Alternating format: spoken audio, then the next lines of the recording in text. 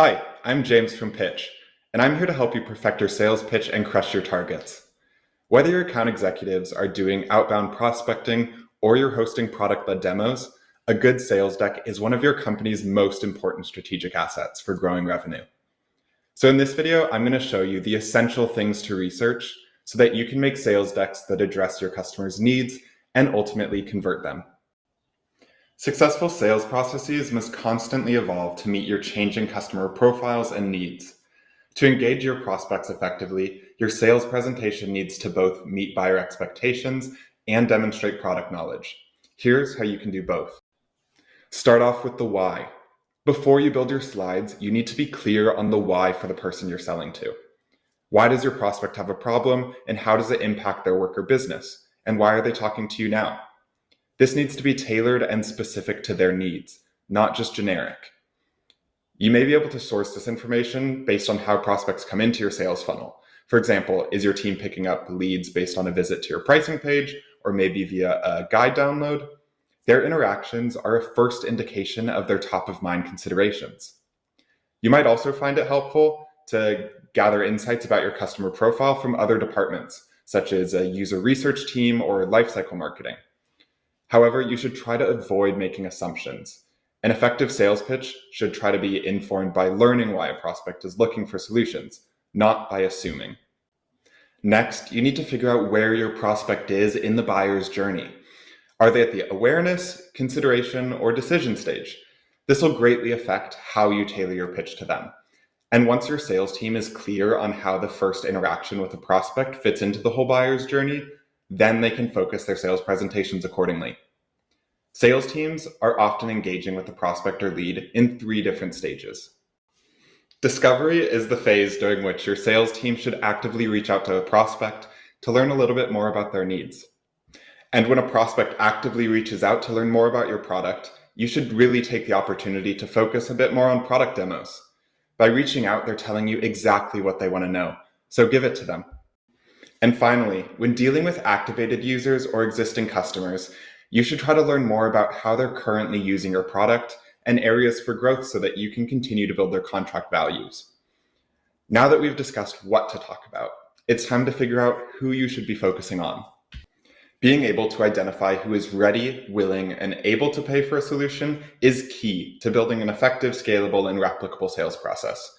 Distinguishing between cooler leads and prospective buyers ready to purchase right now will really help eliminate wasted calls.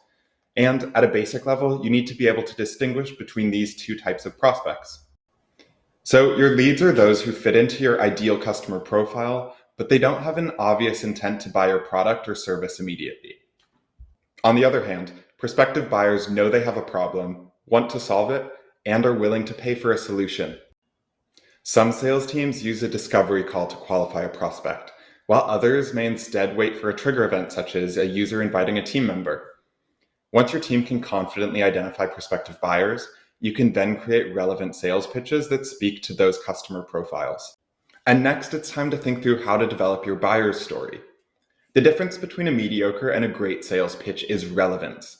And according to a Harvard Business School study, 95% of purchasing decisions take place in the subconscious mind, meaning that they're driven by feelings and not rational decisions. So by the end of your sales presentation, how does your prospect feel? Do they feel heard? By presenting a story that resonates, you're going to build trust with these prospects. And after you've understood where your prospects are coming from and who they are, then the next step is to drill down on their pain points and how they can be solved. An effective sales pitch builds a narrative around a prospect's pain point. It's what drives them on this quest for a solution and turns them into a protagonist of the story that you're telling them. Your buyer has a job to get done, and a great sales presentation identifies the quest and what success looks like.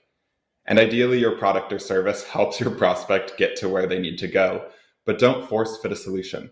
A compelling pitch uses an authentic story about how a prospect can achieve success with the tools that you're offering. So where else can you look for insights into your buyer's needs? Well, some of the best sales presentation ideas come from people outside of sales. Successful sales teams today are often embedded in a wider organization. So look to other departments in your company because they can provide presentation ideas and supporting materials for the entire sales cycle. Even better, you should speak to existing customers to understand why they started using your product or service. Now, we've covered 5 main areas to research so that you can build the best sales decks possible. So to recap, you should start with the why, then map your buyer's journey, segment your buyers from your leads, find your buyer's story, and finally identify customer pain points and resolutions. Once you explore these 5 areas, you'll be equipped with all the tools that you need to build presentations for every stage of your customer's journey. This video covered just a snippet of our guide to sales. So if you want to learn more, you can read the full guide on our website, which I've linked to in the description below. And if you want to quickly and easily build presentations like this one that are beautifully formatted, you can explore the templates on our website and start building today for free. And if you want more tips on how to build great presentations, please like this video and subscribe. And if you have any tips that you've found that work well in your sales decks, please drop them in the comments below. We'd love to hear from you.